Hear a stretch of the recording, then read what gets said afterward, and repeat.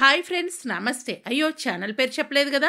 May I help you Sudhakar channel అండి. మీరు first time visit చేస్తే సబ్స్క్రైబ్ చేయండి, లైక్ చేయండి, షేర్ చేయండి, కామెంట్ చేయండి. ఈరోజు అయితే ఎగ్ పఫ్ చూద్దామా. చాలా సింపుల్గా టేస్టీగా ఇంట్లోనే చేసేసుకోవచ్చు, బేస్ తెచ్చుకొని రెడీగా ఉంటే. నేనైతే ఫస్ట్ కోడిగుడ్లు ఉడకపెట్టేసి పక్కన పెట్టేసుకున్నాను. ఆనియన్స్ అయితే కట్ చేసి పక్కన పెట్టేసుకున్నా. ఇప్పుడు పొయ్యి మీద గిన్నె పెట్టేసుకుని నూనె పెట్టేసుకోవాలి.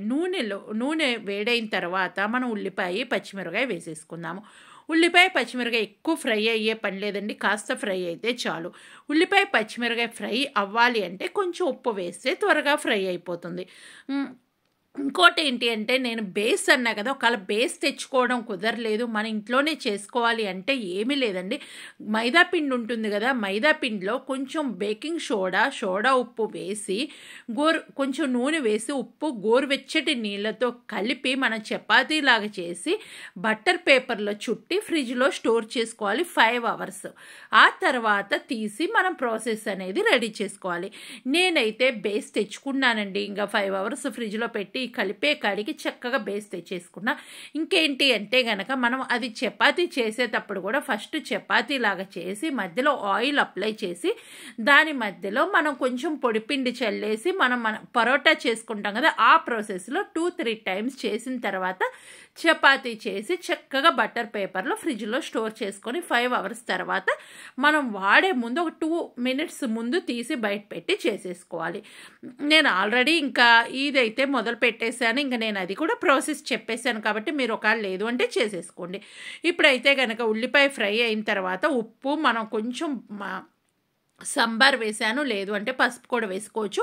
ఇక్కడ మిరియాల పొడి అయితే వేసానండి. కోడిగుడ్డుకి మిరియాల పొడి సూపర్ కాంబినేషను.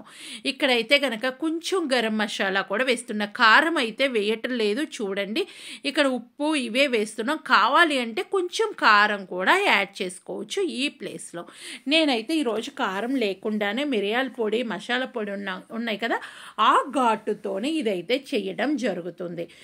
ఇప్పుడైతే చక్కగా ఇదంతా బాగా ఇట్లా కలిసిపోయిన తర్వాత మనం ఏంటంటే కోడిగుడ్లు సగం కట్ చేసి ఈ విధంగా బాలించుకోవాలండి.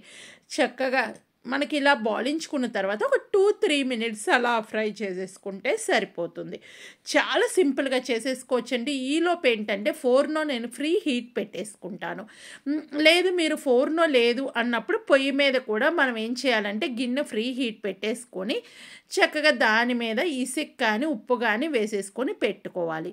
ఆ తర్వాత ఒక ప్లేట్లో ఇవన్నీ అరేంజ్ చేసుకోవాలి. అది ఎలా అరేంజ్ చేసుకోవాలి ఏంటి అనేది చెప్తానండి.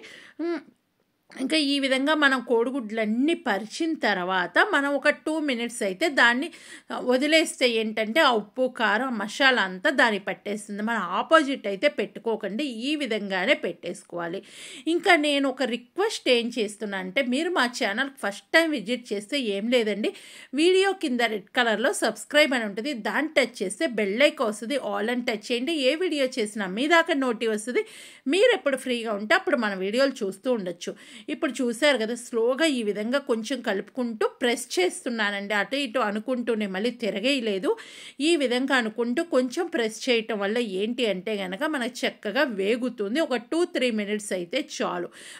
ఎక్కువసేపు వేగటం వల్ల హార్డ్గా తయారవుతుంది కాబట్టి ఇదైతే కొంచెం చూసుకోండి. ఇంకా మీకు ఎలాంటి రెసిపీస్ అయినా కావాలి అంటే కనుక కామెంట్ సెక్షన్లో రాస్తే తప్పకుండా చేయటానికి ట్రై చేస్తాను. ఇప్పుడు చూస్తున్నారు కదా, ఇదైతే కనుక ఈ విధంగా చక్కగా ఫ్రై అయిపోయిన తర్వాత ఒక గిన్నె తీసుకొని దీంట్లో పాలు తీసుకోవాలండి. పాలు అనేది పైన కలర్ చేంజ్ అవుతుంది కొంచెం మనకు, అవి దాని మీద స్ప్రెడ్ చేసినప్పుడు మీరు కావాలి అన్నప్పుడు ఇక్కడ ఏంటి అంటే మనం డెకరేషన్ పర్పస్గా నువ్వులు ఇలాంటివి కూడా తీసుకోవచ్చు. నేను అవి ఏమీ తీసుకోవటం లేదు. ఎందుకు అంటే నాకు ఎగ్ పఫ్ టేస్ట్ అలాగే ఉండిపోవాలని ఇక్కడ చేశాను కదా. ఇదైతే కనుక నేను ఆల్రెడీ చెప్పానండి ఈ ప్రాసెస్ ఎలా చేసుకోవాలనేది. నేనైతే బేస్ తీసుకొచ్చి రెడీగా పెట్టుకున్నాను. నేను ఫోర్నోలో ఫ్రీ హీట్ చేసి రెడీగా పెట్టుకున్నానండి. ఆ ఫ్రీ హీట్ చేసిన తర్వాత మనకేంటంటే ఇది చేసేసుకోవాలి. ఈ విధంగా చక్కగా మనం 4 పలకలుగా చేసుకొని బటర్ పేపర్లో చుట్టేసుకుంటే మనకు పఫ్ చాలా నీట్గా వస్తుంది. చపాతీ మైదా పిండితోనే చేయాలండి. ఇది గోధుమ పిండితో అయితే కుదరదు. కుదరదు. ఇంకా మైదా పిండి అంటే కొంతమంది తినను అంటారు. ఎవరిష్టం వాళ్ళది.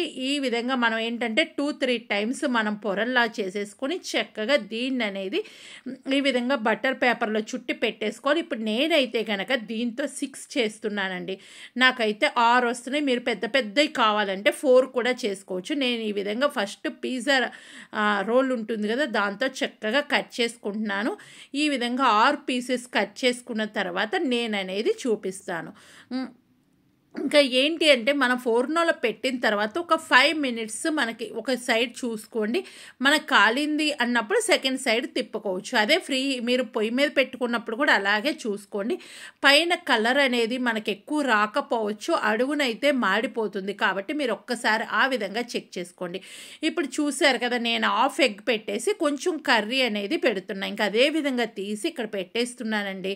నేను కలపట్టంలో చూసారు కదా, అదే విధంగా మనం తీసి పెడుతున్నాం. మీరు లేదు మాకు పెద్దవి కావాలి అన్నప్పుడు డబల్ కూడా పెట్టేసుకోవచ్చు. నేనేంటంటే సింగిల్గానే పెట్టి చేయటం అనేది జరుగుతుంది. ఈ విధంగా ఫస్ట్ అన్నిటిలో పెట్టేసుకున్న తర్వాత మీరేంటంటే కర్రీ కూడా సరిపడా పెట్టేసుకోండి. ఇక్కడ నేను బేస్ ఆనియన్ తీసుకున్నానండి. మీరు కావాలి అంటే పొటాటో సన్న ముక్కలు కట్ చేసుకుని అది ఫ్రై చేసేసి తర్వాత ఎగ్ కూడా ఆ విధంగా కూడా చేసుకోవచ్చండి. నేనైతే ఆనియన్ ఫ్లేవర్తో ఈ విధంగా చేయడం అయితే జరుగుతుంది. ఇంకా చూస్తున్నారు కదా, మీరు ఇలా 4 పక్కల తీసుకొని దాన్ని మధ్యలోకి యాడ్ చేయటమేనండి. మీరు కావాలి అన్నప్పుడు తడి చేసి పెట్టేసుకోవచ్చు. మనకు ఆల్రెడీ అది పిండి తడిగానే ఉంటుంది కాబట్టి మనం తర్వాత కూడా పాలు స్ప్రెడ్ చేస్తాం కాబట్టి ఓకే, ఈజీగా మనకి అతుక్కుని పోతుంది. మనం ఏం డీప్ ఫ్రై చేయటం లేదండి. ఇది ఆయిల్ ఫ్రై కానీ ఇలాంటివి ఏమీ చేయటం లేదు కాబట్టి మనం చక్కగా ఇది ఫోర్నోలోనే పెట్టేసుకుంటున్నాం. ఈ గ్యాప్ అనేది ఉండాలి. ఎందుకు అంటే మనం బేకింగ్ పౌడర్ ఇవన్నీ వేసాం కాబట్టి కొంచెం ఉబ్బినప్పుడు మనకేంటంటే పక్కదానికి అతుక్కోకుండా ఉంటుంది. ఈ విధంగా చక్కగా మనం అన్నీ కలిపేసి 4 ముళ్ళ కలిపి ఈ విధంగా చేసి పాలు అనేది స్ప్రెడ్ చేసేయండి. పాలు స్ప్రెడ్ చేయటం వల్ల కలర్ వస్తుంది. మళ్ళీ అది మనకి ఊడిపోకుండా కొంచెం అతుక్కోవడానికి హెల్ప్ చేస్తుంది. ఇప్పుడు మీరు పొయ్యి మీద పెట్టుకున్నప్పుడు ఏంటంటే ఉప్పు బాగా వేడైన తర్వాత ఒక ప్లేట్కి ఆయిల్ అనేది రాసేసి ఆయిల్లో ఆయిల్ మీద అంటే ప్లేట్ అతుక్కోకుండా రాసుకోవాలి. లేదు అంటే ఇదే విధంగా బటర్ పేపర్ మనకు చక్కగా ప్లేట్ సైజులో కట్ చేసి దాని మీద కూడా పెట్టేసుకోవచ్చండి. అతుక్కోకుండా ఉండటానికే మనం చేస్తుంది. ఇప్పుడు ఈ విధంగా చక్కగా అన్నీ కలిపేసి ఇలా పెట్టేసుకొని అన్నీ నేను ఏంటంటే ఫోర్నో ఫ్రీ హీట్లో పెట్టేసా కాబట్టి నాకు వన్ సైడ్ 4 మినిట్స్ నేను ఫ్రై చేసేసుకుంటాను. సెకండ్ టైం ఇంకో 4 మినిట్స్ అయితే ఫ్రై చేసుకుంటా. నాకైతే 8 మినిట్స్లో కుక్ అయిపోతుంది. ఇదైతే ఎప్పుడు నేను చేస్తూ ఉంటాను. నాకు అలవాటు అయిందే కాబట్టి నేను టైం కూడా మెన్షన్ చేస్తున్నా. మీరు పొయ్యి మీద చేసుకునే వాళ్ళైతే చెక్ చేసుకొని మనకు ఎంతవరకు అవుతుంది అనేది చూసుకోండి. ఒకవేళ మీరు ఇదే డీప్ ఫ్రై చేసుకుంటాము, మాకు పొయ్యి మీద చేసుకోము, లేదంటే ఇలా చేసుకోమన్నప్పుడు డీప్ ఫ్రై చేసేవాళ్ళు ఏంటంటే ప్రాపర్గా మనకు సమోసా టైప్లో అతికిచ్చి చేసుకోవాలండి.